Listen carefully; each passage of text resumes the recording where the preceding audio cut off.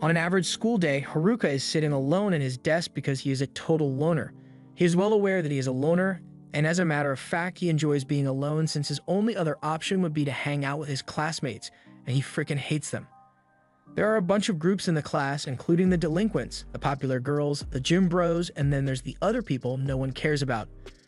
Haruka doesn't belong in any of these groups, and he is fine with that since he has a lot more time to read his books with no friends, but his reading session is interrupted when bright light appears beneath him. It looks like a summoning circle is spawning beneath the students, and for a moment Haruka got excited because he knows this means he gets to go on an isekai adventure, but then he realizes that he's been getting too much screen time for a loner. And if he knows anything about isekai, that means he's going to get screwed over somehow. He's not about to let himself become a victim before GTA 6 drops. So while the portal is still loading, he walks up to the door and tries to leave. Unfortunately, the door seems to be bolted shut with magic, so no matter how much force he uses, he isn't able to get out of the room.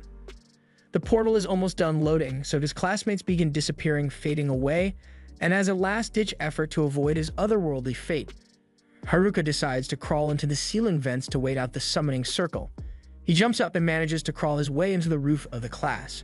But just when he thought he was safe, the summoning circle followed him through the roof and he ended up getting summoned anyway. It sucks that he couldn't stay on Earth, but since he already knows how this kind of thing goes, he expects some kind of fat king or pretty princess to show up soon and ask for his help or something. However, that's not what happens as Haruka sees a bald old man frantically waving his arms around and panicking at the sight of Haruka. Apparently, the old man is God, and he was the one in charge of the summoning and has already sent all of Haruka's classmates off to the other world. But because Haruka came up with the idea to hide in the ceiling, while he still ended up getting summoned, his summoning was delayed, so God needs to send him to the other world quickly before he gets in trouble for this mess. He tells Haruka that he will get abilities to help him in the other world, but since he's late, all the good abilities have already been chosen, so the only things remaining are all the leftover ones that no one wanted. To list a few, he has the option of picking skills that equate to Minecraft Villager, Gambling Dice, Contact Lenses, and a Stick. And to make it worse, he only has a limited number of skills he can choose, so Haruka begins taking out his anger on the god for summoning him here and only having trash skills left. The god knows he messed up, but he didn't graduate from God University just to get yelled at by a high schooler. So he tells Haruka that he will give him all the remaining trash skills as an apology, but he doesn't want to see his ugly face around here anymore, so he teleports Haruka to the other world immediately. It's cool that he gets to have more skills than normal, but that doesn't do him much good if he gets tossed out into the woods as soon as he arrives. He's never lived in the woods before and he has no supplies, but then he notices a pouch on the floor and it turns out that it's a part of the Minecraft Villager skill, and the pouch allows him to store an unlimited number of items in his inventory. There's also a bunch of starter gear in there, so at least Haruka isn't going to be doing this without equipment. After he's got his stuff on, he decides to check his stats, but thanks to the gambling dice, he needs to roll a number to get stat points. He just goes with it and throws the dice on the ground, so as a result he ends up with a score of M, and he has no idea what M means, so he just decides to put the M points all into his luck stat.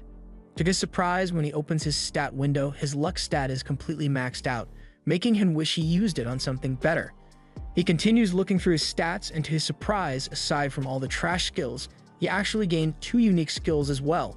Because he was such a loner on Earth, he will be unable to form a party in this world even if he wants to. But in exchange, his second skill allows him to force monsters to serve him because he wouldn't be able to make any friends otherwise. Haruka is a bit disappointed that he won't get a chance to make a harem for himself, but it is what it is. Right now, he's more concerned with the fact that he doesn't see any of his classmates nearby, and he finds that strange since this is supposedly the starting location.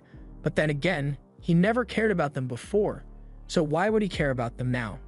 Right now, he needs to focus on getting supplies so he can live a good life out here in the woods, but that's a lot easier said than done when he can barely see anything with all the trees in the way.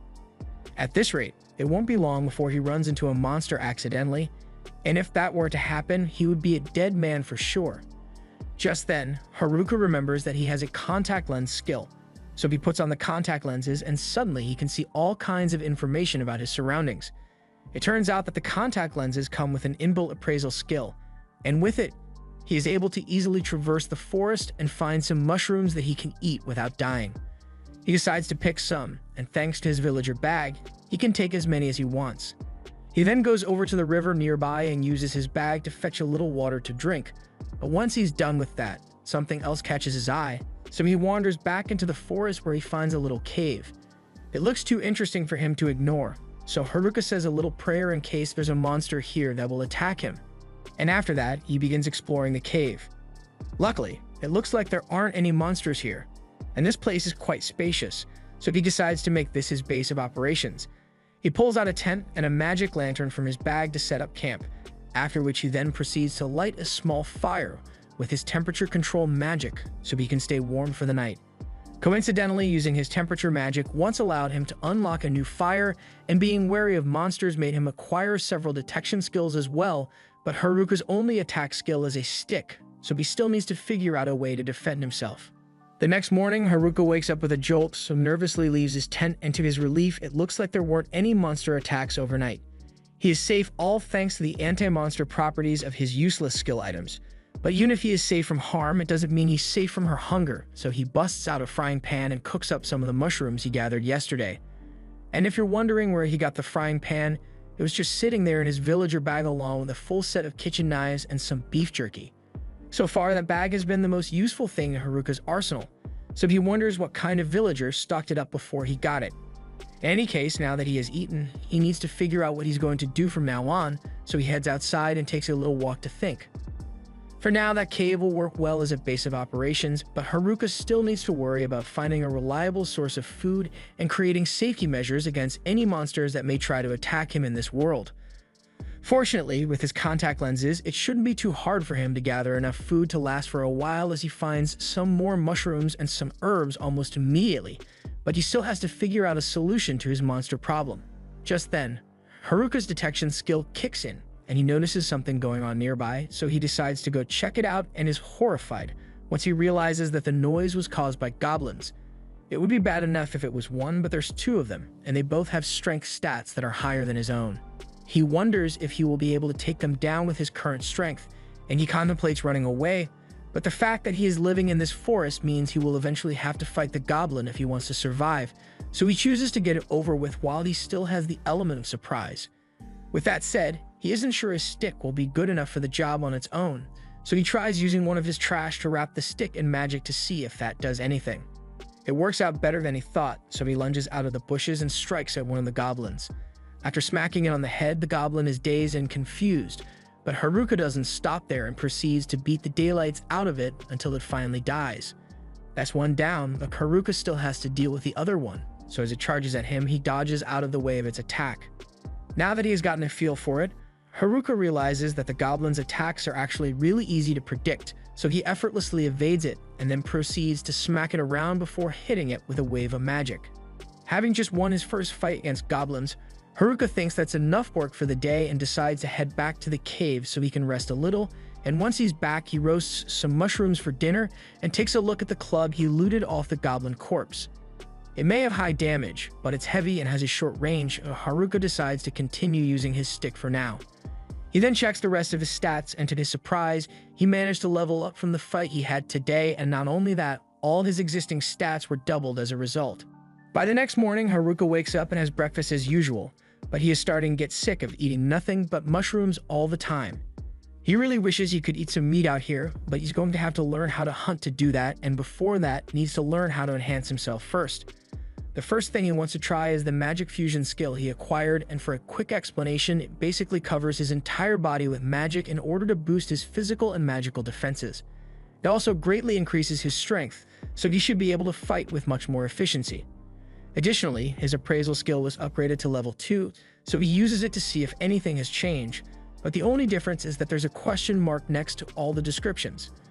Haruka has clearly never played video games before because he spends a whole minute trying to figure out what a question mark icon could mean, and eventually he just gives up on it altogether. Instead, he heads outside to do some magic training, and as he is leaving, he notices something on the floor, so he picks it up thinking it might be some meat, but it turns out to be another mushroom. It may be delusional, but Haruka was really hoping meat would just grow on trees in this world, and he soon realizes that he's not going to be finding any meat on the forest floor, so he decides to just go ahead with his magic training. He activates his mana infusion and takes a step forward, But with the physical boost he gets, he ends up flying forward by several meters. His body feels much lighter than before, and with very little effort, he can easily dart around the forest almost like he's teleporting. On top of that, his dexterity is greatly enhanced as well, so he can move and strike at things with precision. The first thing he does with his enhanced strength is challenge 2 random goblins, and unlike yesterday, he is able to knock the goblin out in one hit. He is feeling really confident about his new strength, so he thinks he can handle even more goblins, but when he actually sees a group of 3 goblins, he starts having second thoughts and slowly backs away before he gets jumped. He decides that he has worked hard enough for today and heads back to his cave so he can practice his magic. He continues this routine and practices fighting during the day, and by night, he starts tinkering with his magic to see what he can do with it. And apparently, he can make coffee tables. By following this routine, Haruka is able to eventually to one-shot a goblin and create a proper table with his magic crafting. So he then uses it to create a gate for his cave so he can go out at night. And that means he can finally go hunting. He goes after a rabbit because he hasn't tasted meat in so long, and when he finally catches up to it and is about to start cooking, he notices something else nearby. At first he thinks it's a goblin, but upon further inspection, he finds out that it's something even worse. Those are the delinquents from his class, and he really doesn't want to have to deal with them, so he intends to sneak away in the other direction, but as he starts heading that way, he realizes the popular girls are here as well, along with the gym bros and the nerds. He doesn't think the nerds are that bad since he occasionally hung out with them back in school, but he still doesn't want to have to talk to them though. Finally, he notices the student council group which has the class rep in it. And while he may hate socializing with the people in his class, he has to admit that the class rep has always been really nice to him. So it would be the least he could do to return that kindness, even if it's just to say hello. He briefly considers revealing himself and talking to her, but then again, he doesn't want to ruin the solitary life he already has. Since no one knows that he is here, he has the chance to be truly alone like he has always wanted. There's no idle chatter, no taxes, and no one to annoy him.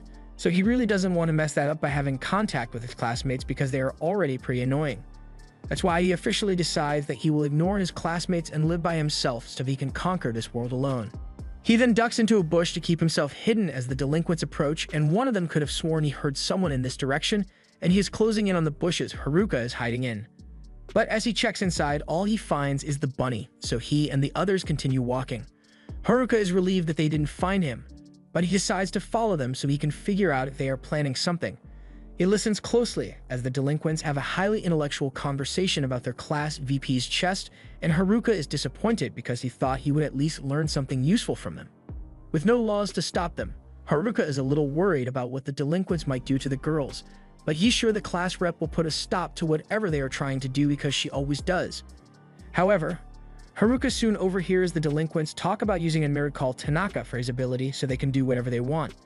The delinquents then get up to head back to camp, and Haruka can tell that they are up to no good, but he can't bring himself to intervene because that would require social interaction, and he is firmly against that. He heads back to his cave and starts grilling some mushrooms, but then he notices something that completely devastates him. His loner skill just leveled up, meaning even his status board recognizes him as a loner.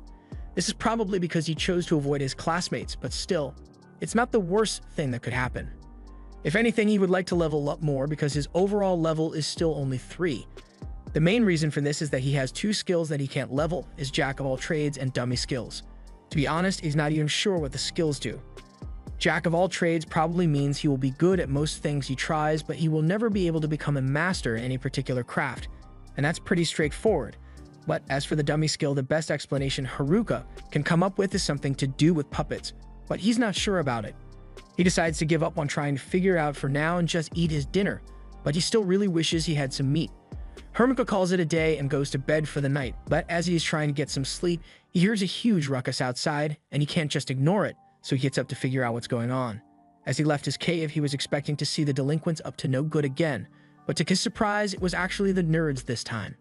They are currently fighting a bunch of goblins, and it looks like they are having a bit of trouble, so Haruka considers helping them out, but he changes his mind once he sees their stats. They've got skills that are way better than his, and they are all level 16 while Haruka is still level 3. He figures they'll be alright without him, so he turns to walk away, but just before he leaves, he spots 2 goblins sneaking up behind the group, and the nerds are already struggling as things are, so if they get attacked from behind, and they'll be wiped out for sure. Haruka is still on the fence about whether he should help them or not, But then he remembers the time the nerds shared their holographic Charizard with him, and he then decides that they are worth saving. He runs out of the bushes with a stick in hand, and he easily one-shots both goblins in one swing. He then turns to the nerds and asks them if they are alright, and the nerds are fine, but they are shocked to see Haruka out here. Once they've gotten reacquainted, the nerds thank Haruka for his help, but he is having a hard time communicating with them since he hasn't spoken to real people for a long time now. He eventually takes them all back to his place, and the nerds are all amazed by how nice the interior is considering it's a cave. Haruka explains that he learned a little earth magic and crafting to help with the remodeling, but the nerds still think it's impressive that he did all this by himself. Haruka prepares a drink for them all and asks why they are out in the middle of the woods so late at night. The nerds suddenly fall silent when the topic is brought up, and after a few seconds, they tell Haruka that they are actually on the run from the rest of the class right now. It all started after the class first got isekai'd here, and at first everyone was just surprised by everything that just happened, but they were soon faced with the reality that they are stuck here, and they started freaking out over it. A few of them were more calm about the situation, like the popular girls who seemed like they were more annoyed than scared, the jocks who were trying to figure out what to do but knew nothing about isekai, and the nerds who were totally within their element. The class rep was just as confused as everyone else, but she has the common sense to realize that crying in an unknown forest is a good way to attract unwanted predators and get them all killed, so she tries to get everyone to quiet down. However, it was too late as a group of goblins had already found the class, and the class rep has no idea how to handle these monsters, so she starts freaking out. Everyone else is freaking out as well, even the delinquents, but the nerds know someone has to handle this, so they all activate their skills so they can take down the goblins. The gym bros join in to help, and soon enough, all the goblins have been defeated, but it still isn't safe to be out here, so the class rep gets everyone's attention and says they should all find somewhere safe to stay before they get attacked again. A little while later, the class settled on setting up camp by the river, and the nerds took it upon themselves to teach everyone how to survive in this world with all the isekai knowledge they possessed. The duties were evenly divided among all the members of the class, and everything seemed like it was going well until the popular girls suddenly said, "Nah, we don't want to do any work." The class rep tried to convince them that the work was necessary, and all they had to do was help set up the tents, but the girls just didn't want to bother with it. And since the popular girls weren't doing anything, the delinquents decided that they would be lazy as well, leaving the class rep and the nerds to do all the work instead. On top of that, the nerds went out of their way to handle all the monsters that would try to attack the camp, and while it seemed like a lot of work, they had to do this for their own sake. Back in the White Room, the nerds saw two particularly disturbing skills get chosen. One was the charm spell that grants control over people, and another troubling one was the puppeteer skill, which pretty much does the same thing. They knew that one of the delinquents possessed the puppeteer skill, so the nerds wanted to level up quickly in order to be able to defend themselves against the delinquents. However, at night, the delinquents would go out and slay monsters as well, but only for the sake of leveling up so they can use their skills. And while the nerds were eavesdropping on them, they began talking about how they will turn the girls into their slaves once they have enough levels to use their skills. The nerds realized that this would mean a lot of trouble, so they went to warn the class rep about it. However, just a few days later, the delinquents had leveled up enough to use their skills, and the class rep just so happened to be nearby, so they planned to make her their first victim. However, they ended up getting jumped by the nerds, and once they were down, their skills were sealed away, so they wouldn't be able to cause any harm.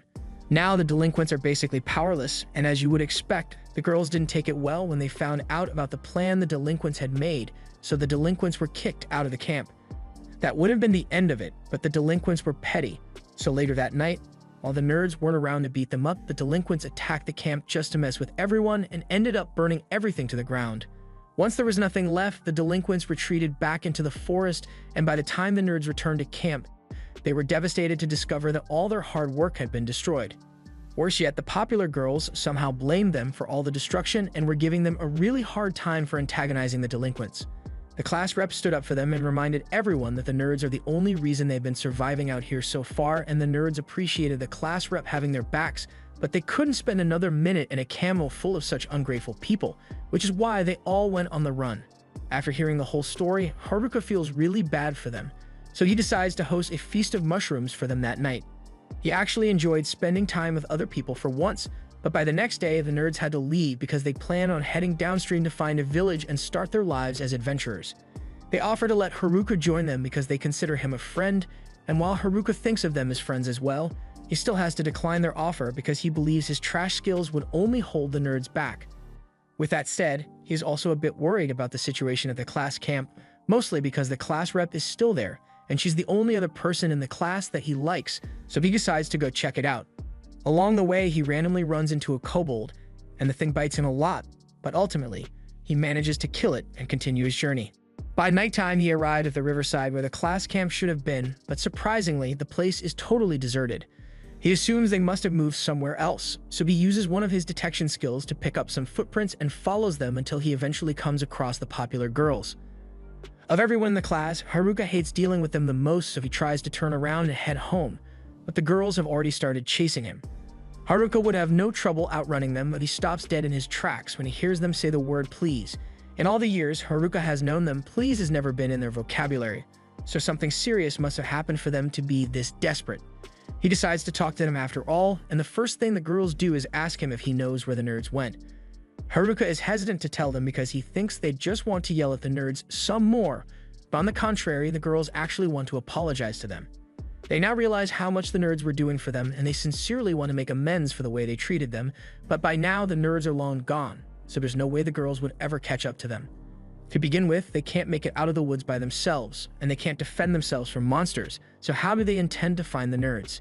He asks them if they have the resolve to do whatever it takes to apologize to the nerds, but the girls break down crying because they know that they'll die in no time if they are left out in the woods by themselves.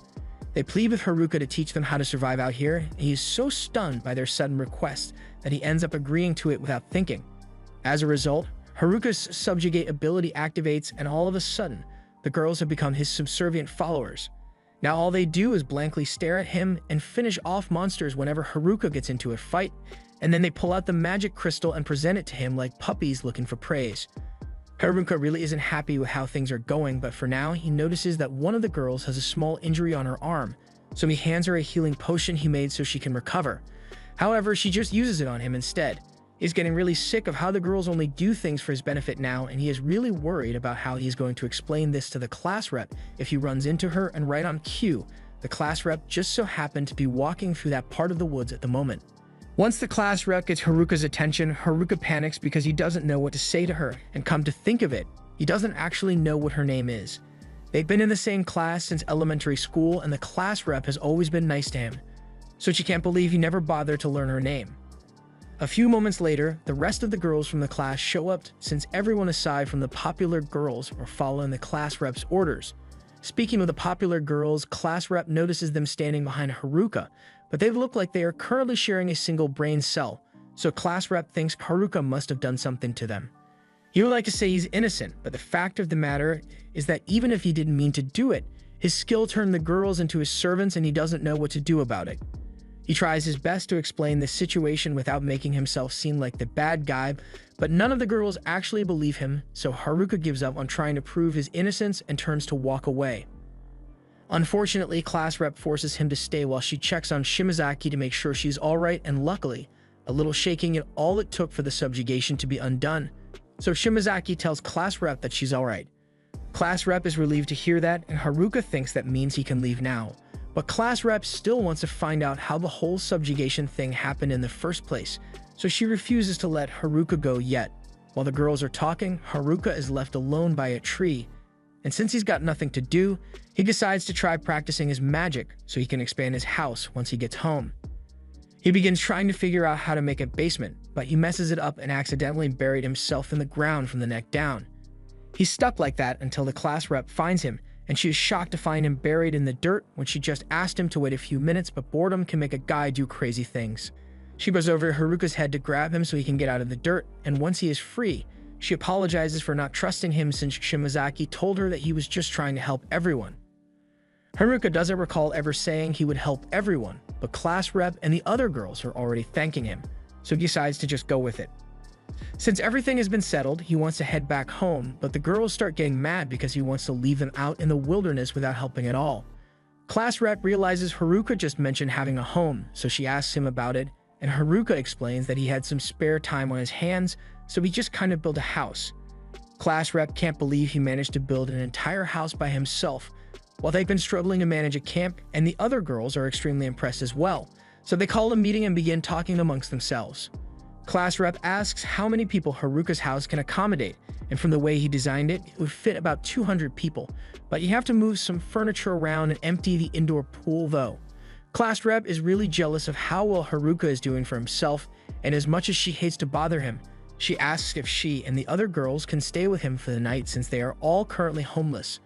Haruka freaks out because it's one thing to invite guys to stay over for the night, but this is an entire class worth of girls, and he's having a hard time controlling himself. Once he calms down, Haruka begins leading them all to his house, but because of all the time he has spent roaming these woods, Haruka is far better at getting around. One of his skills even gives him helpful pointers to keep him going in the right direction. Eventually, Haruka makes it back to his house with the girls, and after catching their breath, they are stunned by the magnificence of Haruka's house. It's been so long since they've had a roof over their heads or gotten to experience the wonders of indoor plumbing, so as soon as Haruka mentions that there's a bath over in that direction, the girls start frantically running towards it and strip down right there in front of Haruka. There's no way he can handle spending an entire night in the same room with all of them, so he sets up a tent so he can be alone and prepares to go to sleep. Just then, class rep walks into his tent because there's something she wanted to talk to him about. First of all, she thanks him for all his help because she wouldn't have known what to do without him. After the nerds left, the gym bros decided to leave as well, so the girls were all left on their own. It's been tough, but now that they've had a bath and a good meal, the girls are all in high spirits once more. Still, even though the things worked out eventually, class rep feels like she has failed as a representative because she couldn't do anything to help the class's situation by herself. Haruka thinks she's being a little too hard on herself because up till now, she's been the one protecting the girls and kept them together. That may be true, but class rep says they just got lucky because they didn't run into any monsters out there, but if they had, she would have been powerless to protect the class, unlike the nerds. Again, Haruka doesn't think she is being fair to herself because the nerds have practically spent their whole lives preparing for this situation, so it's natural that they would be able to handle themselves well. However, on her end, this was the first time he had ever even heard about isekai, so all things considered, she has been doing pretty well. Class rep feels a lot better after hearing him say she did a good job, although her accomplishments still seem insignificant compared to Haruka, who created a functioning household in just a week. She wishes him a good night and heads back inside, but with everything that happened today, there's no way Haruka is getting any sleep tonight. Early the next morning, Haruka wakes up and finds one of the girls sitting outside his tent and asking him to get up because breakfast is ready.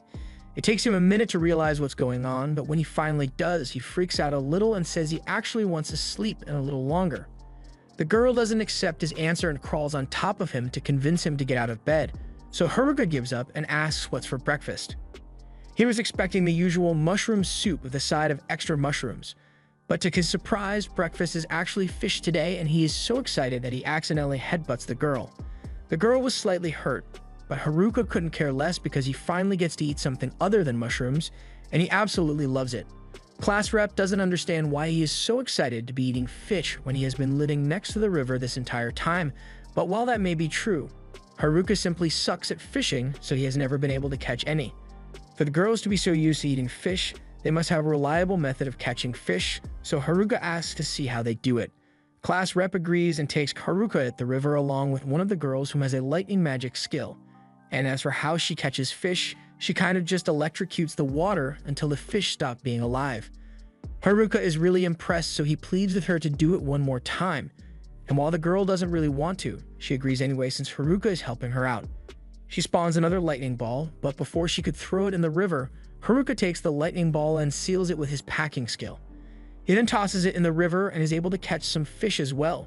But on top of that, he also acquired lighting magic, so he won't be needing Lightning Girl's help anymore.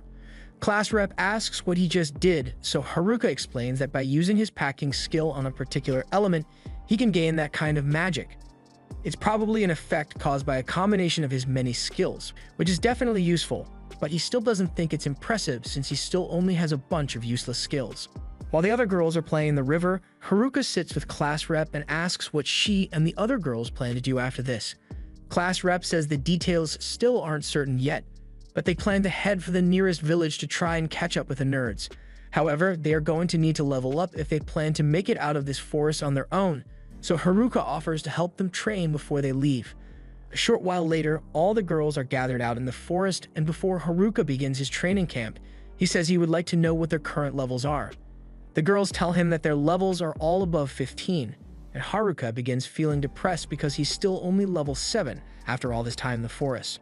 He's honestly starting to doubt that the girls even need his help to begin with, so he decides to give them a small test and sets them up to fight a bunch of kobolds to see how well they do. The girls think this will be a piece of cake since the kobolds are only level 6, but a few moments later, they've all had their asses handed to them and are down for the count. The girls had no idea that the kobolds would actually fight back, so they all head back to regroup and think of a new strategy. And for some reason, the strategy meeting is taking place in Haruka's magic tent. They can all fit since Haruka's tent is able to expand, but he still has no idea why they chose to come here. After a little deliberation, the girls head back out and they are sure they won't lose this time. Haruka is glad that they seem motivated, but he honestly doesn't think they'll be able to win this time either. Once they've left, the girl from this morning approaches Haruka and says she wants to apologize for her behavior this morning. She was intentionally getting close to him just to see if he would try to take advantage of the situation if given the chance. She admits that she didn't trust him at first, but he gave them a place to stay, food to eat, and is even helping them learn how to fight, so she feels like she can trust him, and she'll be back to wake him up tomorrow with his breakfast. Haruka is glad she trusts him and says he's looking forward to seeing her tomorrow, although he doesn't know her name, so he's just going to call her Fish Girl. The next morning, Haruka is happy to receive a fish from Fish Girl, but then he hears the other girls talking about going out to fight kobolds again for revenge. But before they can leave, class rep calls them back and says they need to train first because they are definitely going to lose again if they go back to fight now. She suggests they should practice by fighting goblins, but when they actually start a fight against the goblins, it doesn't go well for the girls. Despite this loss, some of the girls still think they are ready to fight the kobolds, although a bunch of them pretend to be sick to avoid having to fight anymore. Haruka doesn't think this is going to end well, so he is prepared to intervene if necessary. However, to his surprise, the girls actually learnt from their mistakes against the goblins and worked together to take down the kobolds. Class rep congratulates them all on their victory, and Haruka is relieved because this means the girls can handle themselves and won't need to stay with him anymore. He believes he can finally get back to his life as a loner, but class rep comes over and thanks him for agreeing to come with them to the nearest village. He knows for a fact he never said he would join them, but class rep is really insistent, so he caves in and agrees to go with her. A little while later, everyone has packed their stuff and they are ready to leave the forest, but Haruka reminds them that they don't know what they might run into out there, so they should all keep their guard up. At the same time, in a different part of the forest, one of the boys from the class is seen running for his life when he makes the mistake of turning around and trips over a rock. He is now cornered by his attacker and has nowhere to run, so he ends up getting strangled to death on the spot. Haruka's top priority right now is ensuring the safety of the girls since the delinquents are sure to come after them, and to do that, he needs to get them out of the forest.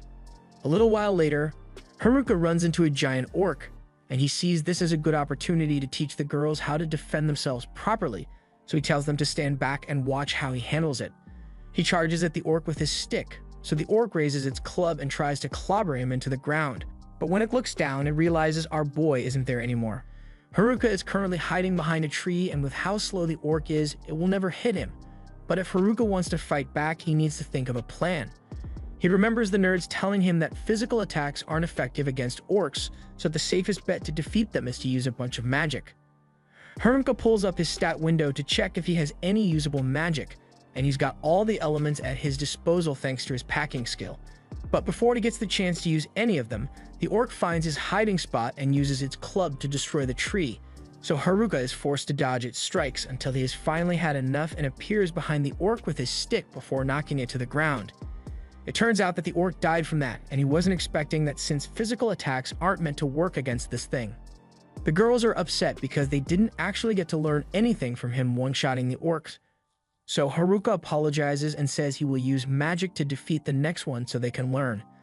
The next time Haruka spots an orc miming its own business, he prepares a flame spell in his hand and just casually chucks it at the orc.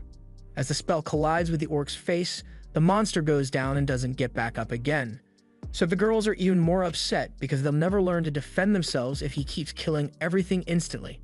Later that night, the group has a lot of pub meat on hand, so they celebrate with a barbecue. While everyone is having fun though, Haruka is in the back setting up as many traps as he can so they don't get attacked while they sleep. His tent also has properties that prevent detection by enemies, so with this he thinks they'll be alright.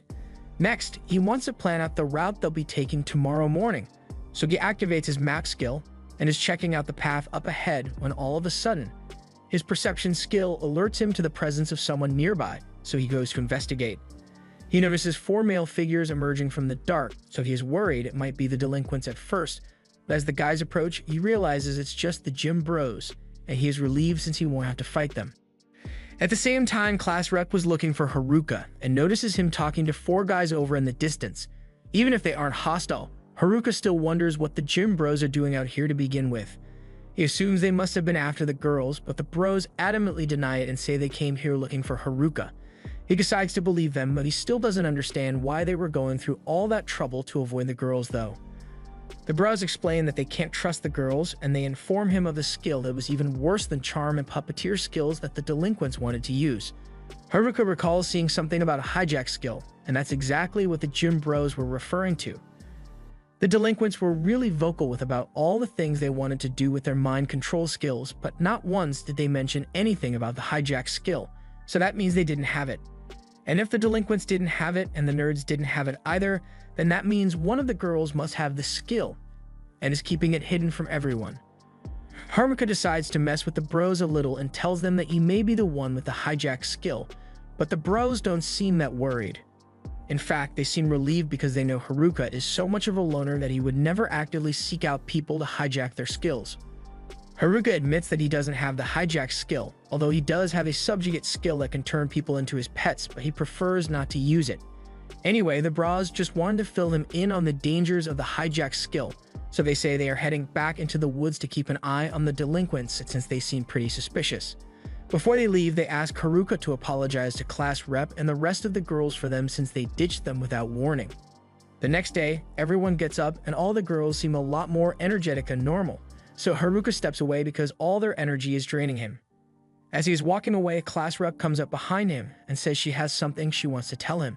She nervously fidgets about and is about to tell Haruka that she is the one who has the hijack skill, but Haruka already knew about that a long time ago.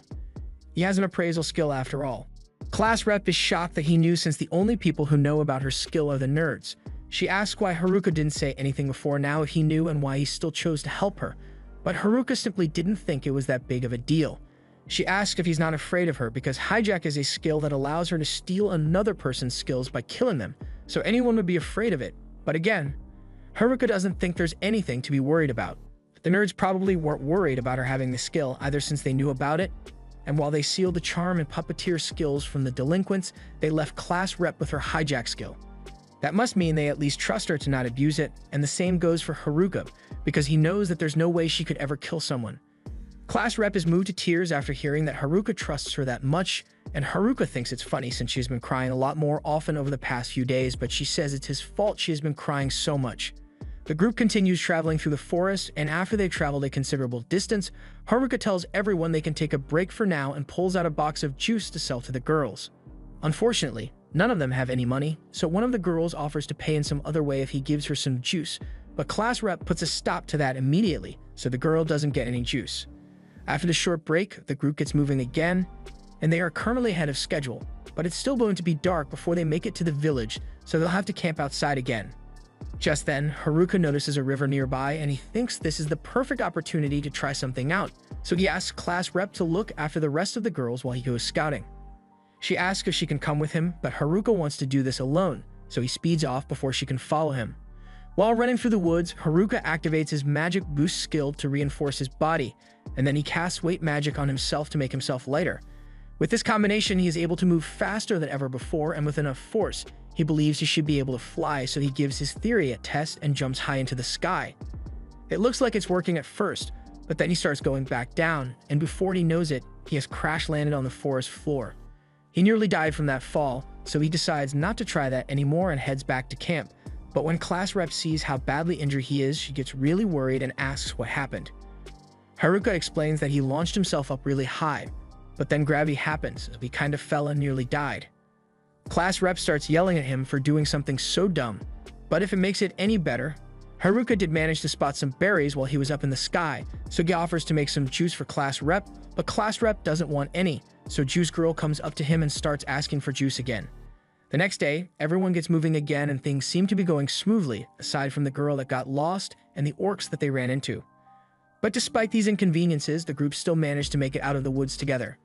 All the girls are ecstatic to finally be out of the forest since the village shouldn't be much farther now, but Haruka is a bit on edge since they are vulnerable out in the open like this.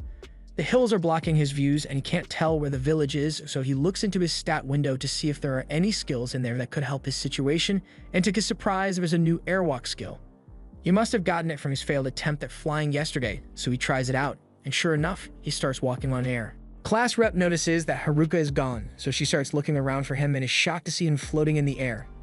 Haruka looks down at her and says he just wants to do some scouting to make sure the road up ahead is safe. He looks out into the distance and things seem pretty peaceful at first, but then he notices a group of villagers being attacked by wolves. He comes back down and tells class rep that he didn't see much aside from a couple of people being attacked by wolves. Class rep thinks they need to go help them, but just because they are being attacked by monsters doesn't mean they are good people. All the girls think they should hurry over to save the people, but at this distance, none of them will make it in time even if they run, and what if the people turn out to be bandits or something? He personally doesn't want to take any risks that would put the group in danger, so he suggests that they should just ignore them and keep going. He begins walking away, but class rep grabs his arm and pleads with him to reconsider. She says that if the people turn out to be bandits and try to attack them, then she will fight them off, but in case they turn out to be good people, she wants to save them. Haruka already knew class rep would be determined to help people even if it puts her in danger, but as things are, the girls still suck at fighting, and there's not much they could do to help even if they went, so Haruka says he will handle it by himself instead. The people are too far away for him to run to, and even if he tries the weight magic from yesterday, he probably still won't make it, so he decides to try something new. He casts the magic boost and weight magic on himself, and as a final touch, he uses a powerful wind spell to act as a propellant. The spell is so powerful that class rep ends up getting caught in it. But Haruka doesn't notice, so he blasts off and is headed straight for the villagers. While using airwalk to keep himself airborne, Haruka notices something tugging on his cape, so he turns around and is shocked to see class rep hanging onto him for dear life. She is terrified and explains that she got sucked in by his wind spell, and they are way too high up for her to let go at this point, so she's tagging along for the ride. As they start getting close to the villagers, class rep tells Haruka to stop, but about that, he never actually thought of a way to stop, so they end up crash landing in the middle of the fight between the villagers and the wolves. As a result, class rep is knocked out, all the wolves are instantly killed, and the people are left in utter disbelief. While class rep is still out cold, the leader of the group thanks Haruka for saving them and introduces himself as Ofter, and his friend is Gatek. If Haruka hadn't shown up, Ofter's entire party may have been wiped out, so he is truly grateful to him. Haruka asks what they are doing out here, so Ofter and Gatek explain that wolves have been attacking merchants out in these plains, so the Adventurers Guild put out a request for the wolves to be exterminated, and they thought they could handle it at first, but they quickly got overwhelmed. Their carriage has been destroyed, so they are going to have to carry everything back to the village by hand, and since there's not much for Haruka to do until the rest of the girls catch up, he decides to share some of the roasted mushrooms he carries on himself for emergencies. Gatek is surprised Haruka would share something like this with them since these are stamina-capped mushrooms and they are extremely rare because they restore a person's stamina almost immediately. The rest of the girls from class soon show up, and they are excited to meet the elf and knight ladies in Ofter's party, so they all get along well. Ofter offers to lead them all to the town he came from, so before long the group arrives at the town of Omu, and they are excited to finally be back in civilization. Meanwhile, back in the forest, the delinquents have been leveling up a lot over the past few days, and now that they've got a good amount of experience, they intend to go after the girls and get their revenge. But before they do that, they have to get their puppeteer and charm skills unsealed, so they will going after the nerds first. The girls excitedly run through the city streets while appreciating all the amazing stuff civilization has to offer, but class rep reminds them that they don't have any money, and they've still got a ton of stuff to do. She then runs off to round up all the girls, and Haruka smiles because now that he has successfully helped everyone make it to the city, they shouldn't need him anymore, and that means he can go back to his peaceful loner lifestyle. Class rep is having a hard time getting the girls to behave themselves, so she asks Haruka to help her out a little, but Haruka is already relaxing under the shade since his job is done. She gets upset, and while she understands that he is relieved that they are finally in the city, there's still a lot of stuff they need to do. She blows on her whistle to get all the girls' attention, and once they've all filed in, she goes over the plan she came up with. First, they'll all head over to the Adventurers Guild and sell all the items they collected on their way here. And once they've done that, they will register with the guild and rent a room in an inn for the night. And while they are doing that, they can also ask if anyone has seen the nerds come through here recently. It's a good plan, but the popular girls are offended that class rep is treating the nerds like some unimportant side quest, and class rep apologizes, but Haruka makes fun of the popular girls for caring about the nerds so much. A little while later, the group makes their way to the Adventurers Guild, and it's a lot more intimidating than Haruka had expected. Everyone inside is giving them dirty looks already, and he really doesn't want to head inside, but Offer tells him the guild master wants to meet with him. This sounds like bad news, so Haruka tells class rep to get all the girls registered while he goes to see what the guild master wants. He heads upstairs, and all the people here look even scarier than the ones downstairs, so he's put on edge. He finds Gaytech waiting at the end of the room, and he leads Haruka into the guild master's office, where he comes face to face with this scary-looking man. But it looks like he was worried for nothing because the guild master just wanted to thank him for saving Ofter and his party. After that's done, Haruka heads back downstairs and he notices a counter, so he assumes that's where you go to sell magic stones and heads over and asks the attendant. The attendant confirms that he can sell his magic stones here, so Haruka dumps a bunch of stones out from his bag, and there's a lot more where that came from, but the attendant asks him to stop because he's already dropped 2 days worth of overtime on her desk. So she just asks him to come back tomorrow so she can finish appraisal all of these first. Haruka doesn't mind waiting, and the girls are all done registering as adventurers anyway, so Haruka needs to hurry up and register as well. He proudly walks into the registration room to get himself assessed, but once the assessment is done, the guild worker tells Haruka that he is too weak to become an adventurer. The guild requires people to be at least level 10 before they can register to become adventurers, and even then, you'd have to be in a party to qualify. If Haruka wanted to register as a solo adventurer, he would have to be at least level 20, but he's only level 9 right now, and his loner skill prevents him from forming a party, so he's going to be unemployed for a long time. Later that night, class rep leads everyone to the lodging that the guild prepared for them, but once they finally make it there, Haruka starts freaking out because this place looks a lot like a love hotel, however it isn't, so everyone says goodnight to one another and heads to their separate room. The next morning, they all get up and meet at the diner to get some breakfast, and class rep is excited to tell them that this town is supposedly really safe, so they are free to head into town and do whatever they want.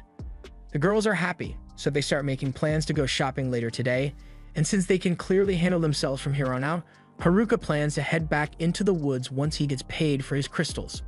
Speaking of which, Haruka heads to the guild after breakfast to see if they are done appraising his magic stones, but when he gets there, he is met with sincere apologies because they don't have enough money on hand to pay him all at once. The guild master comes out as well to personally offer his apologies and asks Haruka if he would be willing to allow the guild to pay him in installments. Haruka says he is fine with it, and the guild master is thankful that he is so understanding. But in the meantime, he tells Haruka he can have the amount for the magic stones they have already appraised. There's 8 million era in that bag, and from what Haruka and class rep have learned since arriving in Omnu, the money here pretty much had the same value as money back on Earth, so Haruka just became rich. His payment is so high because he brought in more F-rank stones than the guild has ever seen, and he also defeated those green wolves, so that contributed to the payout. Since he just got a small fortune, Haruka decides to do a little shopping before heading back into the forest, and Galek says he knows a place that Haruka might want to visit. Haruka thinks he is taking him to an adult establishment, but to his disappointment, Galek was just leading him to a rundown weapons shop. This place collects specialty equipment from dungeons, and since Haruka is a bit of a special case, Galek felt like this would be a good place for him to get his equipment. The place may look sketchy, but he assures Haruka that the stuff here is really high quality. Haruka takes Galek's word for it, but he still wants to try out some of the stuff before he buy anything, and the stuff may look weird, but the effects they provide are amazing, so Haruka spends all day looking through the stuff and buys as much of it as he can afford. Just then, he notices a necklace that looks good. The only description his appraisal skill gives is that it fits 7. Come to think of it, Haruka got the same message when he tried to appraise his villager set, so he decides to ask the shopkeeper if he knows what fits 7 is supposed to mean. The shopkeeper explains that in the case of the necklace, is able to combine the effects of up to 7 items and allows the wearer to use them all at once. That sounds really useful to Haruka, and if the effect also applies to his villager set, then that means he can stack even more effects onto his equipment. It's about to begin sorting through all the items for the best effects to combine, but just then, class rep shows up and starts yelling at him for staying out so late. Haruka realizes that he has been here for a while, but he still has a lot more stuff he wants to try out. However, as he is holding one of the items, it suddenly starts reacting, and before he realizes it, all the items in front of him get combined into one. The shopkeeper is understandably pissed because Haruka hasn't actually paid for anything yet, and all the stuff cost him well over 10 million to acquire. Haruka starts panicking because he doesn't have that much money, so Galak pleads with the shopkeeper to accept Haruka's 8 million instead. The next day, Haruka is sulking over the fact that he just wasted all his money, so now he is completely broke. He would like to go outside and gather some more crystals, but people aren't allowed to leave town to hunt monsters unless they are registered as adventurers, and he already tried to sneak out with some of the girls, but class rep caught him and started yelling at him some more, and he has the perfect plan to sneak out without class rep spotting him. His villager cloak was combined with an invisibility cloak, so with this, he should be able to make it out of the city unnoticed. He sneakily walks past class rep and the other girls, and he feels bad for leaving them without saying anything. A class rep would definitely try to stop him if she found out. Haruka manages to successfully escape the lodging, and once he's outside, he makes the misguided decision to take off his invisibility cloak, so as he attempts to jump over the wall, he gets spotted by a couple of the girls that were outside, and they ask him where he's going, so Haruka freaks out and accidentally smashes his family jewels against the wall. He falls back to the ground and yells at the girls for startling him like that, but they say he just wanted to know why he was jumping over the wall. Haruka recognizes the girls as part of the athletic group, but one of them is missing, so he uses his perception skill to locate her, and to his horror, he discovers that she is about to strip naked in the middle of the street. Haruka and the athletic girls all rush over to stop her, but even though they manage to get to her before she could completely undress, Haruka's escape plans have been ruined. The next day, all the girls are heading out to complete a quest for the guild, and Haruka asks if they will let him join them. A class rep refuses because she doesn't trust him after he tried to ditch the group yesterday. She assures him that they will be back in no time, and Haruka says he will wait. But as soon as class rep and the others have left, he starts smiling because he has no intention of waiting for them. He has learned from his mistake yesterday, so he keeps his cloak on and waits until he is outside the city gates before he takes it off. He has officially made it out of the city, and nothing is stopping him from making it back to his house in the forest, but as he is running, he notices a bunch of destroyed buildings over in the distance. Normally, this would be a long side quest, but Haruka just wants to get back to his house, so he completely ignores it. He also sees a horde of goblins, which would be a great source of experience if he took the time to slaughter them. But once again, he just wants to head back to the forest. Now this time, as he is running, he notices a carriage being attacked by bandits. And this is pretty hard to ignore, especially since the people inside are asking for his help, but ultimately, he decides to just ignore it and keep moving. However, as he's trying to leave, the bandits attack him, so he tries to explain to them that he doesn't want to get involved. The bandits refuse to leave him alone though, so he is forced to take action and absolutely roasts them with a single fire spell. The staff Haruka is holding is a result of one of the items combination he got stuck with, and it turns out that it's pretty powerful. As the bandits get back up, Haruka once again tries to talk his way out of the fight, so he tells the bandits that they should just leave him alone if they know what's good for them. The bandits admit that Haruka's magic is powerful, but since they assume magic is the only thing he's good at, they all decide to attack him in close quarters. However, Haruka is easily able to knock them down with one strike each. The bandits can't believe they are losing to a single kid, so they ask what Haruka's job is. He is still unemployed, so that question stings a lot. The bandits decide to check Haruka's status so they know what they are up against, but as soon as they see that he is only level 9, they decide that they can beat him if they use their weapon skills, even though they've been losing so far. Weapon skills are only available from level 20, so Haruka doesn't have any, and from what he knows, weapon skills are really powerful, so he's a little worried. The bandits begin using their weapon skills, but while it is certainly dangerous, they keep yelling out their attack before they use it, so Haruka is easily able to dodge until they all pass out from exhaustion. Just then, he notices a girl approaching him from behind, and this is the last thing he wanted because this looks like an unskippable side quest.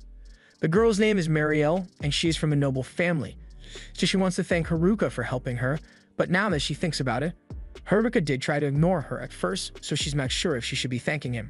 Regardless of his initial intentions, she still really appreciates him stopping to help her, and she has a favor to ask of him. Her father is the lord of a certain city, and she was hoping Haruka would accompany her back to the city since she fears for her safety. Haruka doesn't want to at first, but she mentions something about rewarding him for his help, so he decides to go with her after all. Along the way, Marielle asks him where he was coming from when he met her, so Haruka begins ranting about the shitty city he just came from. Because the guild didn't have enough money to pay him, they refused to register him as an adventurer, and the city wouldn't even let him leave without a permit. By now, Mariel realizes which city he is talking about, and she begins crying because she hadn't realized how little Haruka thought of the city her father runs. After seeing her reaction, Haruka realizes that she is the daughter of the Lord of Omiyu, and that means this carriage is heading back there, so he really regrets agreeing to escort her. Meanwhile, back in the forest, the gym bros and the delinquents are squaring up for a battle because the gym bros refuse to let the delinquents do anything bad to the girls, and the delinquent leader has no problem with murdering the gym bros if he has to, but as he raises his sword, he gets stabbed through the back. Both the gym bros and the delinquents are shocked to see this, but as the rest of the delinquents try to avenge their friend, the first one to attack just gets stabbed as well. The last two decide to strike at the same time for better odds of winning, but the unknown attacker is easily able to take them down as well. After seeing this, the gym bros realize they are outmatched, so they attempt to run away, but the assailant is too quick for them to escape, so he appears in front of them and begins menacingly walking forward. Meanwhile, Haruka has just been dragged back to town by Mariel, and he really didn't want to come, but Mariel started crying, so he decided to go with her just to be nice. Once he arrives at the Lord's house, Mariel leaves him alone for a minute, so he takes a look around. And it certainly looks like a nice house, but that has nothing to do with Haruka, so he immediately starts heading for the front door so that he can leave. However, before he can do that, Mariel gets back and she's upset that he's trying to leave because she specifically asked him to wait while she changed her clothes. She tells him to just wait a little longer because she still has to do something to thank him, and Haruka doesn't want to, but since she is so insistent, has no choice but to listen. He may have been against staying here at first, but once Mariel shows him the feast she had prepared for him, he completely changed his attitude. Mariel did this as her way of showing Haruka some appreciation, but she's starting to get annoyed because Haruka is totally ignoring her. While he's stuffing his face with food, Mariel asks one of her maids to bring the rest of Haruka's reward, so a pouch of money is brought, and while Haruka acknowledges it, he doesn't seem all that excited. As a bonus, Mariel noticed that Haruka isn't registered with the city, so she went through the liberty of getting a custom ID card made for him which will grant him permission to leave and enter the city anytime he wants. That's a really cool gift, but Haruka stopped paying attention after he received the money and has been much more focused on the dessert that was brought to him. The next day, class rep and the rest of the girls begin questioning Haruka about what happened last night. Haruka explains to them that he was just summoned to the local lord's mansion, and while class rep knows he isn't lying, she doesn't understand why the local lord would want to see Haruka in the first place. Haruka chooses to keep his explanation vague so they don't find out about how he met Mariel during his failed escape attempt. Eventually, the girls let it go and decide to go out on a mission. But before they leave, class rep reminds Haruka that he's not allowed to leave town, and Haruka seems oddly compliant this time. But that's just because he knows there's nothing stopping him from leaving town once the girls leave. With his custom ID, he can finally get out of town without any hassle, but before he goes, there are a few things he has to do first. He uses his money to buy some new equipment, eats as much good food as possible, and then starts writing a note for the class rep to find so she won't get mad about him leaving. He writes down that he's going back to the forest to check on the gym bros, and while he's just writing it as an excuse, he really is worried about those muscle heads. He heads outside, and after presenting his ID, he is allowed to leave town, and this time he won't let himself get distracted by any annoying side quests. Before long, Haruka returns to the woods, and he's glad to see that everything is still the same as it was when he left it. He can't wait to get back to his house, but while he's not paying attention, Orc sneaks up and attempts to smash his head in. Fortunately, Haruka's stats are way too high for something like that to work on him, so he just one-shots the Orc with his staff. He finds it weird that an Orc would appear around here since they are usually only found a lot deeper in the forest, and that's not the only strange thing he discovers because he finds a human blood trail nearby. He knows the blood couldn't have come from the nerds since they are too strong to lose to anything in the forest, so he assumes it must have come from one of the gym bros. He begins tracking the blood trail until he eventually finds the gym bros all bloody and bruised under a tree. At first he thinks they are dead, but once he gets closer, he realizes they are still breathing, so he dumps every healing potion in his inventory on them until they eventually regain consciousness. They begin explaining everything to Haruka, and while Haruka had initially thought the jocks were attacked by the delinquents, he is shocked to be told that all the delinquents are actually dead. Haruka asks if the nerds were targeted as well, but the jocks have no idea, although it doesn't seem likely since the nerds left the forest a long time ago. They can tell that Haruka intends to go after the person who did this, so they warn him that Tanaka is insanely strong now, so much so that they barely lasted a couple of seconds against him. Plus, he stole all their overpowered weapons, so now he's even stronger than he was before. They think he must have been planning this whole thing from the moment the class got teleported here, and they don't know if they'll be able to stop him, but they know who his next target is going to be. Of all the students left alive, the most likely target is going to be Class Rep since she has the hijack skill. Haruka certainly thinks it's possible that Tanaka will go after her for her hijack skill, but the only people who knew about the skill were Class Rep, the nerds, and Haruka, so he wonders how the info got out. The jocks were only able to figure it out because Tanaka kept asking for Class Rep's location, and when they couldn't give him the info he wanted, he beat them up within an inch of their lives. They didn't want to go looking for Class Rep since that would put her in danger, so they came to the area around Haruka's house in hopes that he would find them before they died. With how strong he is, they are sure they'll be able to win if they all fight together, but Haruka doesn't know if he really wants to get involved in a battle like this in the first place. He specifically wanted to avoid side quests, but if Class Rep is being targeted, he has no choice but to put a stop to it. However, he makes it clear to the jocks that this is a battle that he will be fighting alone. The jocks try to talk him out of it since going alone is insanely risky, but when they see the look in his eyes, they realize he is serious about it, so they agree to let him go alone. Haruka tells them they should just head to town in the meantime and meet up with the rest of the girls, and while they are there, they had better apologize to Class Rep for ditching the group earlier. As the jocks leave, Haruka thinks to himself that it might have been beneficial to have them fight with him, but he can't risk having all of them fight at once since if Tanaka manages to overpower them, there would be no one left to warn the girls. The safest option is for him to tackle this alone and to make sure he's ready for the battle when he eventually faces Tanaka. At the same time, back at the village, Class Rep is worried sick after realizing that Haruka has left the city. The other girls tell her there's nothing to be worried about since Haruka will definitely come back. Back in the forest, Haruka is thinking over his game plan against Tanaka because the jocks told him that Tanaka has incredibly powerful weapon skills. Even the weapon skills of no-name bandits are frightening, but something Haruka learned after dealing with them is that a weapon skill animation can't be cancelled for it is started, so if Tanaka tries to use a weapon skill on him, he will have to try and take advantage of that weakness.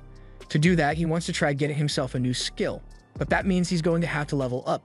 Just then, Haruka notices a bunch of goblins that were attracted by the blood of the jocks, and these ones are pretty high level, so he takes them all out for experience. However, he is still unable to level up. He wishes he could go up against something stronger so he can get more experience points, and just as he says this, a Goblin King shows up, so it gets ready to take it down. The Goblin King is strong and its attacks are also really fast, but Haruka is able to jump out of the way at the last second. A single strike from this thing would be fatal, and Haruka doesn't have the time to counterattack without getting hit, so he is forced to come up with a new strategy. He uses his warp skill to combine a bunch of his other skills into a brand new one, and with this new skill, he's able to dash past the Goblin King and defeat it in an instant. He's really glad to see that his idea to combine different skills worked out so well, but in the middle of his celebration, a terrifying presence appears behind him, so he's forced to fall back and prepare for another fight. This monster is a Goblin Emperor, and it's already at level 50 while Haruka is still only level 9, so he doesn't think there's any way he can beat this thing if he fights it head-on. His only option is to try out his combined skill again, so he activates it and charges straight at the Goblin Emperor. The second he is within range, Haruka strikes at it, but his special skills do absolutely nothing to hurt it.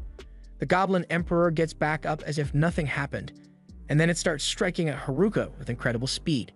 It's clear that the Goblin Emperor is using weapon skills since its attacks are way too powerful, so Haruka looks for an opening in the attack animations so he can launch a counterattack. He manages to find the opening and strikes the goblin in the chest, sending it flying backwards. But even though he did a considerable amount of damage to it, the goblin begins healing itself. If regular attacks aren't going to get him anywhere in this battle, Haruka thinks he's going to have to make up another combined skill. But before he can do that, the Goblin Emperor uses one of his weapon skills and launches powerful slashes at Haruka. Haruka barely manages to block the attack, and with all these injuries, his chances of winning aren't looking good, but he has to keep going if he wants to become strong enough to protect his friends. He gets back up and charges at the Goblin Emperor in a desperate attempt to defeat it. And by the time morning comes, Haruka is the last one standing, and because of his efforts, he's gained 2 levels. Now that he is level 11, Haruka heads back to his house to check out his status window. Just as he expected, his new level has granted him several new skills, but he's not sure if it will be enough for him to beat Tanaka in a fight. Still, with his made-up skill, he is able to attack in a split second to take advantage of the weapon skill animation, so he's just going to have to hope things work out in his favor. Later that evening, outside Haruka's house, Tanaka shows up, and Haruka has been waiting for him. Haruka remembers Tanaka being bullied by the jocks when they first got here, but it turns out he was just playing along so he could get his revenge in the end. While Tanaka and Haruka face off, the girls have just returned to Onui after a long day of adventuring, and as they walk back, they notice a couple of guys sitting outside the walls. They soon realize that it's the jocks, and they are glad to see them, but they are also really worried because the jocks are in pretty bad shape. Class rep remembers Haruka saying he was going to check on the jocks in his note, so she asks them if they know where he is, so they tell her that Haruka is currently fighting in the woods to protect them all. Back in the woods, Tanaka is disappointed to learn that Haruka is the only one here since he was hoping to class rep instead. He even went through all the trouble of getting the delinquents to cause trouble and split up the class. Haruka realizes Tanaka has been behind everything so far, and Tanaka intends to kill as many people as it takes to get what he wants, but he doesn't see Haruka as much of a threat, so he decides to leave the loser alone and go looking for class rep so he can steal her hijack skill. However, even if he doesn't particularly like his classmates, he still wants to protect them, so he holds his staff up to Tanaka's neck and says, "You shall not pass." Tanaka is annoyed that a nobody like Haruka is standing in his way, but he is more than willing to kill him if Haruka wants to ruin his plans. Tanaka creates a shockwave and launches at Haruka, so Haruka raises his hands to defend himself. Before he left the White Room, Tanaka saw that there were only trash skills left on the skill board, so even if he doesn't exactly know what skills Haruka has, Tanaka is sure he must be superior to someone like him. Tanaka then uses his magic to conjure and launch several rocks at Haruka, but as Haruka tries to defend himself again, Tanaka uses a metal skill to hinder his movements, so Haruka is frozen in place for a second and just barely able to dodge out of the way before the rocks could crush him. Even though he can still move, he's a lot slower than normal as a result of Tanaka's skill, and Tanaka intends to take full advantage of Haruka's debuff, so he begins spawning crystal spikes beneath him. Haruka manages to evade all the spikes by jumping side to side, but he won't be able to keep this up for much longer. Tanaka commends Haruka for surviving this long against him, but before he finishes Haruka off, he has one question he wants to ask. He wants to know when Haruka first started suspecting him of being up to no good, and Haruka tells him that he has been suspicious from the very start because there had to have been a reason why Tanaka was sticking around the delinquents back then. Tanaka is impressed that Haruka's instincts were spot on, but now Haruka has a question he wants to ask as well. He wants to know when Tanaka began plotting his despicable plan, and Tanaka proudly states that he has been planning this out from the very beginning. It was a bit of a setback when he realized that class rep had gotten the hijack skill instead of him, but once he got his metal skill, a skill that allows him to interfere with the movements of others to an extent, he knew he could still come out on top if he played his cards right. Just then, he uses magic roots to bind Haruka to the ground, and while he is stuck in place, Tanaka launches a massive fireball to burn him to ash. Tanaka believed this would be enough to kill Haruka, but to his surprise, Haruka absorbs the magic and emerges unharmed. Haruka wasn't sure that would work when he tried it, but he's glad he got that magic-absorbing vine fused into his staff. Now, while Tanaka is still frozen in surprise, Haruka goes on the offensive and charges at him. However, just before Haruka could land a decisive blow, Tanaka summons a sword to block it. Sure, he was surprised that Haruka managed to block his fire magic, but magic isn't his only means of attacking. In fact, he has so many weapons at his disposal that he's having a hard time deciding which weapon he should use to kill Haruka. For fun, he decides that he will just use them all to shred Haruka to pieces and charges forward to attack. Haruka tries his best to defend himself, but with all the different attacks patterns Tanaka is using, he's unable to keep track of him. Eventually, Haruka gets caught off guard and is knocked backwards into some bushes, and by the time he gets up, Tanaka lands a devastating slash that sends Haruka flying across the forest floor. Haruka survives the slash, but he is out of breath and struggling to get back up. Tanaka soon catches up to him and stands over Haruka's body with a smug look on his face, and as much as Haruka doesn't want to admit it, he might be cooked. Tanaka has too many different attack patterns, and on top of that, he has been using a lot of different skills, so Haruka assumes Tanaka must have copied the skills of all their classmates using the copycat skill. Tanaka is surprised that Haruka managed to figure it out so quickly, and since Tanaka admitted to it, Haruka deduces that he must be after class rep because he wants to copy her hijack skill and use it to steal all the original skills. And once he has stolen all the overpowered skills, he will become the most overpowered person in this world. Tanaka begins attacking Haruka again with a scythe this time, and Haruka is knocked back by the power of his strike. Haruka won't be able to handle much more of this, so he tries to launch an attack of his own to catch Tanaka off guard. But as he strikes, it turns out that Tanaka just used illusion magic to trick him. After seeing that nothing he does will work against Tanaka, Haruka seemingly gives up and stands still while Tanaka charges at him with a sword, but at the last second, he says psych and dodges the sword while whispering in Tanaka's ear that he's figured out his secret. Tanaka is no longer able to easily land hits on Haruka, and Haruka explains that he was intentionally letting Tanaka unleash all the attacks he had at his disposal so he could find a weakness. And while Tanaka was attacking, Haruka noticed that he never used the same skill more than twice for some reason. And from that, he deduced that there must be a limit to how many times Tanaka can use his copied skills, so if he just keeps dodging long enough, Tanaka is going to run out of skills to use. Tanaka is a bit panicked that Haruka was able to figure out his weakness, but he still believes he can take Haruka down before he runs out of skills. However, as he tries to strike Haruka, Haruka is easily able to leap over him and counterattack him. Haruka has gotten used to Tanaka's speed, so no matter how many different skills Tanaka throws at him, Haruka won't be caught off guard anymore. Haruka charges at Tanaka to land a finishing blow while he's still disoriented, but he is forced to back off when Tanaka suddenly fires a laser beam at him. Even if Haruka knows Tanaka's secret weakness, he is still overpowered, so he shouldn't be underestimated in the slightest. Tanaka is starting to show signs of exhaustion, but he gets back to his feet and yells that he will never allow himself to lose to the likes of Haruka. He may be at a disadvantage now, but he's still got one trick up his sleeve, so he starts darting around the forest to overwhelm Haruka. His movements are so unpredictable that Haruka has a hard time keeping up with him, but by the time he finally figures out what Tanaka is up to, it's already too late as Tanaka has already cast his death skill on Haruka. Once the skill takes effect, Haruka falls over and Tanaka begins laughing over his body because he has finally triumphed. To Haruka's credit, Tanaka says he was forced to use up almost all of his saved skills, but it doesn't matter since once he kills his classmates and claims the hijack skill for himself, he can get as many permanent skills as he wants. He then kicks Haruka's head and begins walking away, but as he is leaving, Haruka speaks up and says it's rude to step on someone's head without apologizing.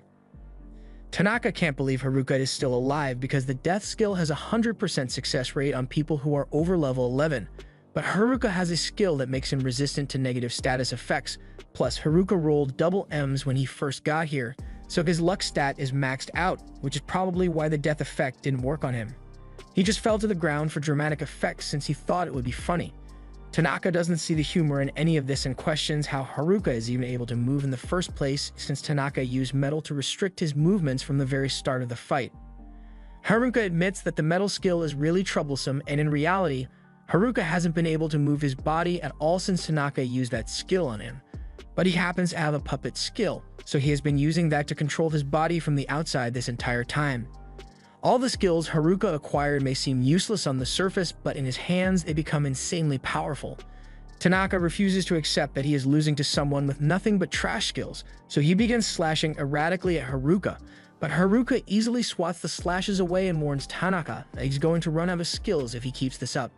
Tanaka refuses to listen and tries hitting Haruka with an overhead slash, but as expected, Haruka walks out completely unharmed and tells Tanaka that his reign of terror has come to an end.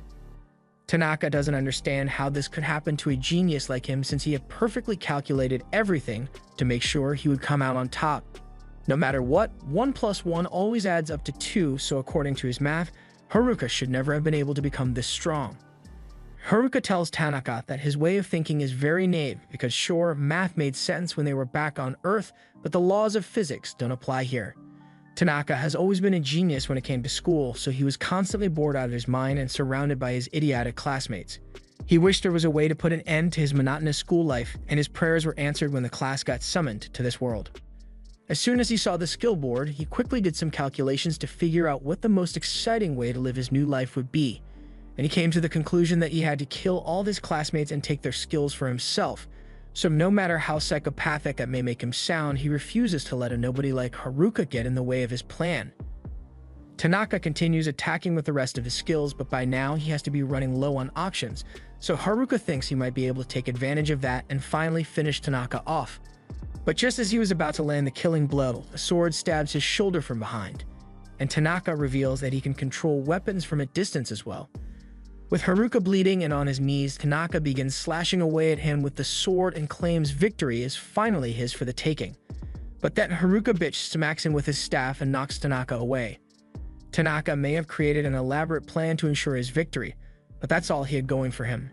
His copy skill was overpowered from the start, so he never had to put any effort into learning to adapt like Haruka did, and that's why he's going to lose. Tanaka desperately tries to stab Haruka with his sword skill, but Haruka is way ahead of him and takes him out with his made-up skill. With this, Tanaka is fatally wounded and falls over dead, but even though Haruka ended up winning this battle, he was still badly wounded in the process, and all the pain came rushing back to him the second he relaxed. On top of that, all the skills he used during the fight have left him completely drained, so he is on the verge of passing out. However, just before he hits the ground, Haruka is caught by the nerds. He's glad to see them, but he really wishes they had shown up a lot sooner so they could help him with the fight. They may have missed all the fighting, but they are here to help now.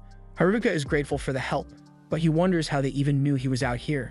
So they explain that class rep found them just as they were leaving the dungeon, so she told them all about the fight Haruka was in, and they couldn't just stand by and let him handle it all by themselves, so they took off ahead into the woods to help him.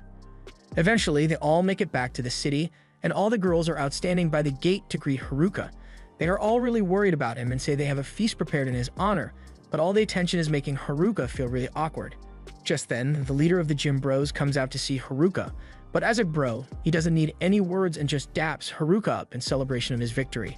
Now that that's done, the girls suggest that they all head back to the inn since the baths are ready and they could all use a good scrub down. So they drag Haruka off. Meanwhile, the popular girls stay behind and finally apologize to the nerds like they've been meaning to do.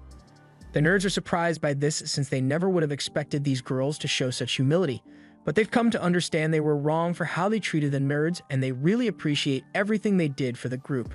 It looks like all the story arcs have been wrapped up quite nicely, so Haruka believes there's no need for him to stay here any longer, so he begins slinking away to return to his life in the woods. However, before he could get away, class rep spots him and asks where he thinks he's going. She was so worried that he might end up dead from his fight, and now that he's finally back, he's trying to leave again. Haruka apologizes, so class rep says it's fine as long as Haruka doesn't try to ditch them again, and this time all the girls will be watching him, so there's no way he's getting away from them again. The next day, Haruka wakes up after having a strange dream and heads downstairs where he is greeted by the nerds. From the looks of it, they are going to head into the dungeon again today, and Haruka is a bit curious since they've been dungeon diving a lot lately. The nerds admit that there's a particularly rare item they are looking for, and it only drops in the dungeon, which is why they've been so busy lately. Haruka asks them about what the item does, and basically it's gonna get them their own harem.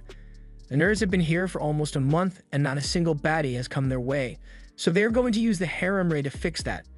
They head off on their adventure, and while a harem raid definitely sounds cool, Haruka has no need for one since he just wants to get back to living his life as a loner.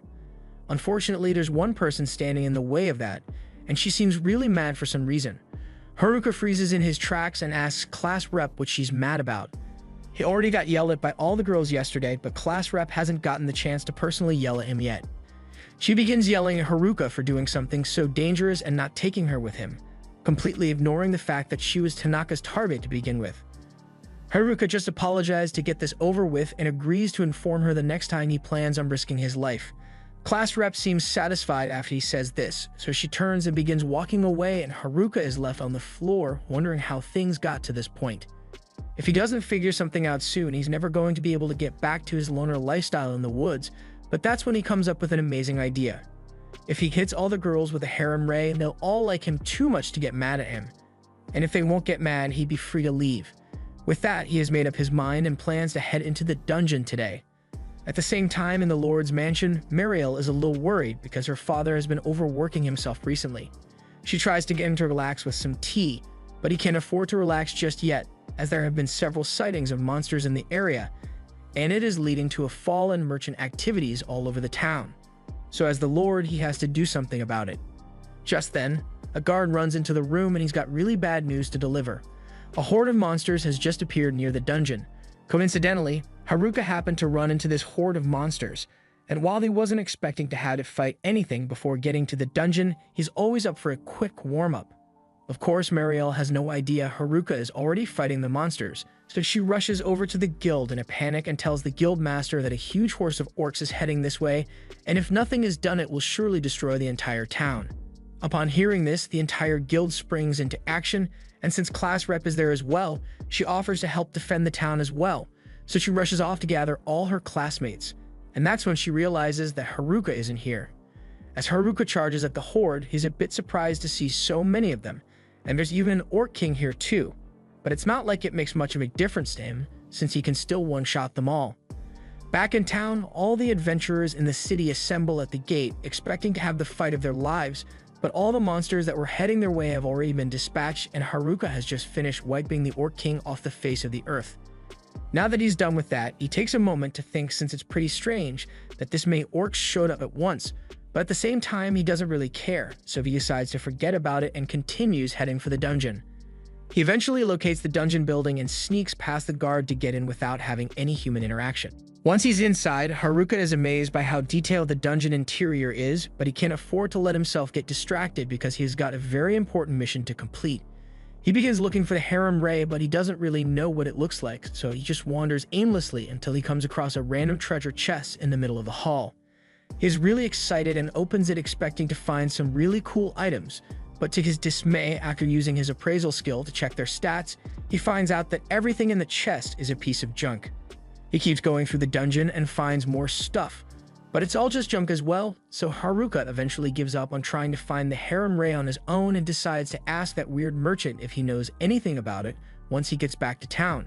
Back at the town, everyone has been standing at the gate for hours now waiting for the orcs to attack, and they are starting to think Mariel might have been lying, but all of a sudden, they see something coming from the smoke. So they ready their weapons, but it turns out that it's just Haruka, who's sleepy from a long day of adventuring. Haruka has no idea what's going on here or why everyone looks so tense, so Class Rep runs up to him and tells him about the horde of monsters that are heading for this village. She also asks him where he has been all this time, but Haruka can't exactly tell her that he's looking for a Harem Ray, so he just remains silent. Gatek asks Haruka if he saw any orcs on his way back here, and now that he mentions it, Haruka remembers slaughtering a horde of orcs earlier today, and for some reason, everyone is angry at him for it. Both the guild master and Mariel say they are thankful that he defeated the orcs, but they can't approve of him doing something as dangerous as fighting a horde of monsters by himself. The guild master tells him that there have been reports of increased monster activity, including monsters making their way out of the dungeon. So there's a serious possibility that they may experience a dungeon stampede in the near future, and that's why he wants Haruka to promise that he won't do anything reckless anymore. Once Haruka is back in his room, he thinks about everything that happened today, and now that he's got the guildmaster and Mariel on his case as well, it's going to be even harder for him to get out of town without someone nagging him about it. The next day, he heads over to the magic item merchant, and the guy is not happy to see Haruka at all after what he did last time, but Haruka assures him that he's not here for magic items today. All he wants to do is ask a question. He asks where he can find the Harem Ray, and while the merchant doesn't know of any Harem Rays, he does know about the Rize ring that boosts your charisma. That sounds exactly like the kind of thing Haruka is looking for, so he asks the merchant where it's located since it's not anywhere on the first floor of the dungeon. The merchant tells him there's no way an item like that would be on the first floor to begin with because someone would have already picked it up. It must be somewhere around the 50th floor of the dungeon, which no one has ever explored. There are 100 floors in total, but it's not a simple task to descend these floors since you must defeat each floor boss as you go.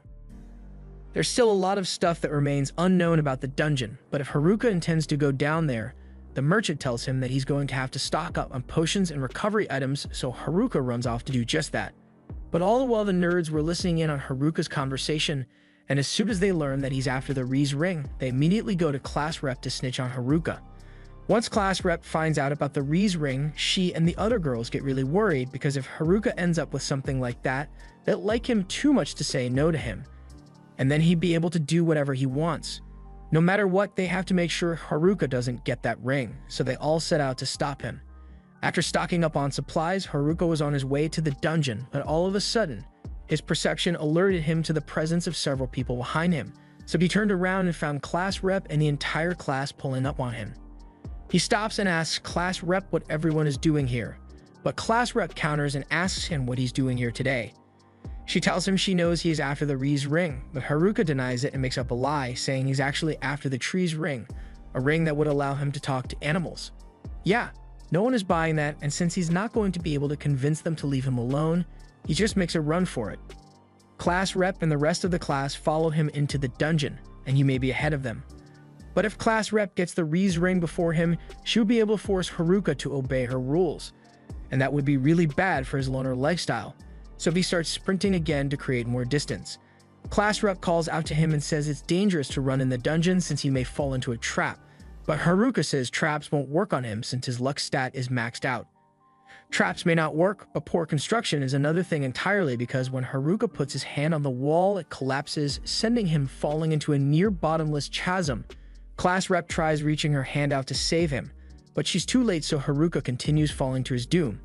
He has been falling for a good minute so far, and I guess he forgot he has the airwalk skill because he doesn't know how to save himself. Eventually, he catches sight of the bottom of the pit, and that's when he comes up with an idea, so he uses earth magic to turn the ground into a cushion and break his fall. With how long he was falling, Haruka wonders if he somehow ended up on the 100th floor, and it looks like there's only one path to follow, but he already knows that tunnel would lead him to the dungeon's final boss, and he doesn't want to deal with that, so he starts thinking of ways to get out of here. He recalls that he has the airwalk skill and decides to use that to get out of here, but unfortunately, with how deep he fell, airwalk won't be able to get him out. He's got no choice left but to head down the ominous path, but on the bright side, falling into that trap and ending up in an unfamiliar part of the dungeon allowed him to unlock 2 new skills: trap detection and spatial awareness. He uses the skills to scope out the area, and thankfully, there are no traps on the way to the boss's room, but he finds something even worse because it looks like he's actually on floor 101. So that means he has to fight the hidden boss, and that's going to be an extra hassle. Still, it's not like he has much of a choice in the matter, so he begins making his way through the hall. The mana in the air is so dense that he is having trouble breathing, but eventually he arrives at the boss's room and opens the door. As soon as he does this, a wave of mana rushes toward him, and he comes face to face with the secret boss of the Dungeon Emperor. He knows this is going to be a tough battle, so he uses his appraisal skill on it to see what he's up against, and to his horror, he discovers that the Dungeon Emperor is level 100. Meanwhile, Class Rep and the rest of the class have been descending the dungeon in search of Haruka, but they've already reached the 47th floor and there's still no sign of him. The class is worried that he may have fallen to the bottom of the dungeon, but Shimazaki thinks Haruka could just use one of the portals that lead back up to the surface to escape. Unfortunately, Oda explains that the portal only appears after you clear the floor boss, and they don't show at all if you skip the normal path, so there's no chance of Haruka finding one. Everyone knows that Haruka is tough, but the legend of this dungeon says that the Dungeon Emperor lies at the bottom, and even the Dungeon King is nothing compared to the Dungeon Emperor. The girls are starting to worry that they might be ill-prepared to rescue Haruka since they don't have the equipment needed for such a deep dungeon dive, but Class Rep doesn't want to leave him down there, so everyone decides to keep moving forward and make it down as far as they can. Meanwhile, down in the boss room, Haruka is weighing his options for fighting this thing. He appraised it, but he still can't see any of its skills, and the only info that shows up is the fact that this thing is the No-Life King. Haruka knows liches are extremely powerful when it comes to using magic, meaning he can't afford to get into a ranged attack battle, so instead he decides to attack it up close. He flash steps behind the lich, and he thinks he has the upper hand, but at the last second, the lich counters him with its sword, so this fight isn't going to be as easy as Haruka thought it would be.